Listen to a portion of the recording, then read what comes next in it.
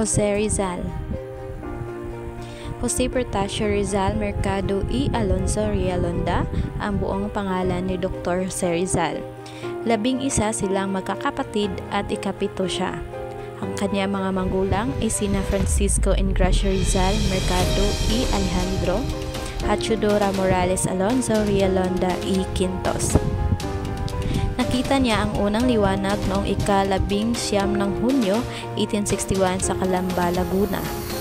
Noong ika-12 ng Enero 1872, si Jose ay pumasok sa Ateneo Municipal de Manila.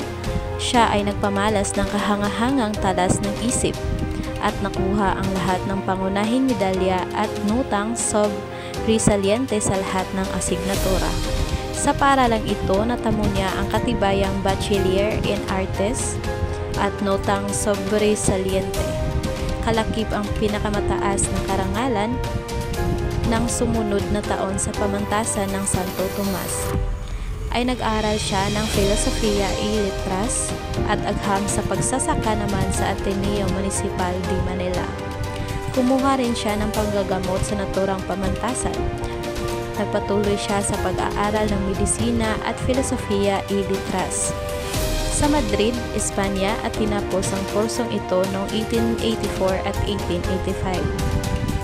Ayon kay Ritana, ipinahayag ni Rizal na sinulat niya ang unang kalahati ng Noli Me Tangere sa Madrid noong magtatapos ang 1884. Sa Paris naman ang ika-4 na bahagi at isa pang bahagi ay sa Alemanya. Ipinalimbag ito sa Berlin at noon lamang Marso 1887 ay lumabas ang 2,000 sipi. Si Dr. Maximo Viola na taga San Miguel, Bulacan ang nagbayad ng pagpapalimbag sa halagang 300 piso. Ang El Filibusterismo ang kasunod na aklat ng Noli Me Tangere na ipinalimbag sa Gante, Belgica noong 1891. Itinatag naman ni Dr. Jose Rizal ang La Lega Filipina noong ika-3 ng Hulyo 1892. Ang kapisanang ito ay lihim na itinatag at layuning magkakaroon ng pagbabago sa palakad ng pamahalaan sa Pilipinas sa pamamagitan ng mapayapang pamamaraan at hindi sa paghihimagsik. Bumalik siya sa Maynila noong ika-26 ng Hunyo 1892. Noong Hulyo ika-7, 1892 alinsunod sa kautosan ni Kapitan General Despojol, si Rizal ay pinatapon sa Dapitan, isang maliit na bayan sa hilagang kanluran ng Mindanao, dahil sa bintang na may kinalaman siya sa paghihimagsikan ng mga araw na iyon. Habang nagaganap ang labanan sa pagitan ng Espanya at Cuba, sa pangambang madamay sa kilusang ukol sa paghihimagsik, hiniling niya na magkapaglingkod siya bilang manggagamot sa Cuba. Binigyan niya ng isang liham si Kapitan General Blanco na nagpapatunay na kailanman ay di siya makikilahok sa mahimagsikan sa Pilipinas. Ngunit noong bago magtapos ang taong 1896, siya hinuli ng mga kinauukulan at ibinalik sa Pilipinas. Ikinulong si Rizal sa Manila sa Real Fuerza de Santiago nang iharap sa hukumang militar at litisip.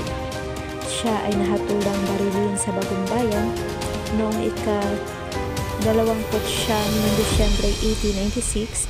Sinulat ni Rizal ang kanyang Mi Ultimo Adios o huling paalam, isang tulang kakikitaan ng magigiting na kaisipan at damdamin. At noong ika-30 ng Disyembre, si Rizal ay binaril sa Bagong Bayan na ngayon ay tinatawag na Luneta.